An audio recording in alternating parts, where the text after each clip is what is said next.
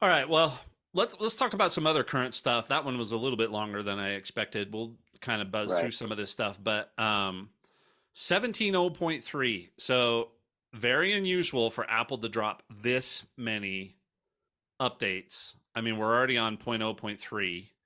Hmm. 0.0.1 was out before phones hit, and for some it was 0.0.2, but they're out there. This is security fixes, but it's also a fix for the 15's overheating, right? They said it was a bug in the operating system, and it seems like Yes. that whole heatgate thing has just died out. So you definitely want to do 17.0.3. And there were a couple of other bugs that I just heard that had fixed. So if you're not on 17.0.3, get there.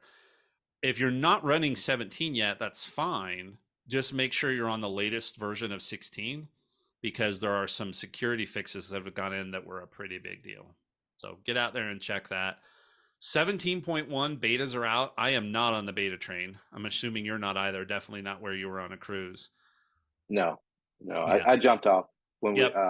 during that first week. Yeah, I did too. And I actually don't plan on going back on until some stuff that we'll talk about later happens, especially the Hmm. journaling app, which is not showing in 17.1. So, Mm. so yeah, so there's that. Um, you and I talked about this game looking really good. I'm a big proponent of Apple Arcade, and you should have turned on Apple Arcade and taken this game with you.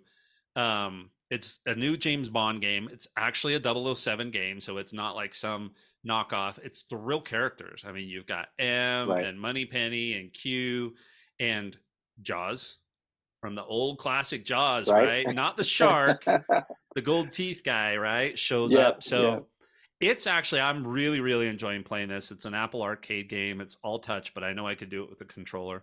But this is the kind of game like this that I like because it's super casual, Hmm. endless lives, replay levels as much as you want.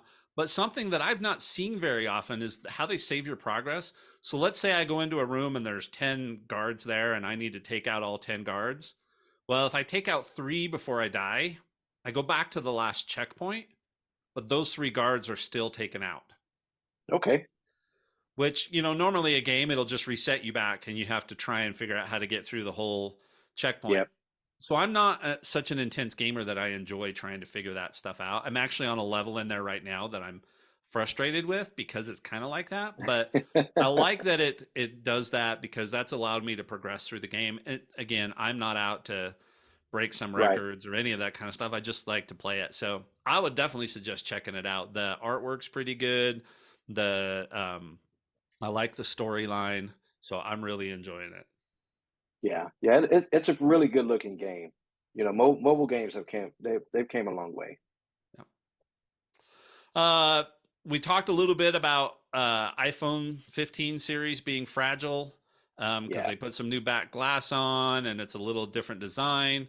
Well, so here's the thing that seems to me, and I'll put a link to another article in this, but there's a bunch of YouTube videos out on this as well. But the back glass definitely seems to shatter easier than the 14 series. I mean, I watched this, you and I watched the one, and that sent me down a rabbit hole Right. panicking about my brand new phone. But the guy that traveled to Australia just to do all those drop tests and compared a brand new 14 with the brand new 15, and the 14 held up better. But that being said, what they're finding now in some other little more scientific tests is that um, the back glass does seem to shatter easier, but Yep. it doesn't seem to impact the functionality of the phone as much as you would think. I mean, you would think that if you Right. shattered the back right, that your phone would be dead.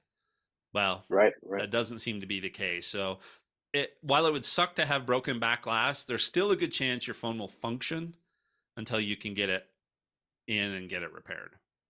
Right. Right. And that's important for, like you said, you think you would drop your phone, you would smash it up, you would lose everything, right? With the phone being able to function, you can get to Wi-Fi and get a good backup, or connect it to your computer and get a good backup and transfer those important files and things that you need off, or make sure that they save to iCloud before the phone goes kaput. So yeah, just because it smashes up, at least you'll be able to save your data, Yeah. or still be able to use it in an emergency or something. You get into a wreck and your phone is smashed to bits, you can still pick it up and call 911. And that's the most important part to me, I think. Yeah. Is more important than saying, "Oh, my back glass is smashed up." Yeah. To a certain extent, that's true with the front glass as well, right? Right. Because, but you got to remember that front glass is attached to the screen, which has touch capacitors in it and LED Yes. lights and all that kind of stuff. So the good Right. news Right. is, I think on the earlier devices, that back glass, which is why it was $500 to replace, right, was connected to a whole bunch of stuff. And now it doesn't seem like it's connected to the functionality. So that's a Right. little better. So, and I'll talk about this, but screen protectors. I mean, seriously, put a screen protector on the front of your phone. I know people want to be purists and all that kind of stuff. Fine. I'll talk about that a little more later. But anyway, it doesn't seem to be Yeah. quite as big of a problem. Yeah. Yeah. And which again, when we watched that night, and I said, well, there's going to be some more scientific instead of just a guy holding them up and dropping them. And that's all we were seeing was just guys just holding them up and dropping them. When the more scientific tests come out, we'll have some more data. So that is good news. So for this last current thing, because I rolled my eyes so hard, my eyes were stuck in the back of my head on this one. But so Jason, you have a 14 Pro Max, right? Hmm. You've upgraded to iOS 17. It's got a bunch of new features, most of which your phone can take advantage of. Did Right. you expect your battery life to get better? No, I didn't. And we see this every year with every iOS ever, right? The the the new version of iOS affects older phones. It affects them differently, right? The new processors, we talked about this with the iPad, new processors, new hardware, it's all Apple makes it to work perfectly with the new software, right? So we know that older phones, but I hadn't noticed any huge decrease in battery life. I Yeah, I, I hadn't. and maybe the Pro Max is not the best example, right? Because that battery is Yeah, big maybe not. anyway. But, and we're going to talk about batteries and stuff in the post show.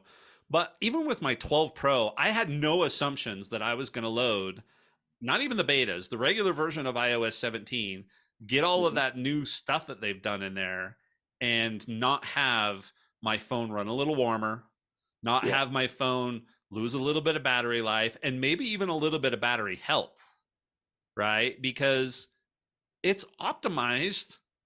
My phone is 3 generations ago. They are not right. optimizing stuff for my phone, right? They're going to say, does it No, work well enough that we'll put it on that phone? That's the question that they ask, right? And right. that was kind of their argument when they put Stage Manager on iPads and then expanded it to the older iPads. It wasn't that we're going to optimize that brand new feature for these older iPads, but will it run well enough that it's up to Hmm.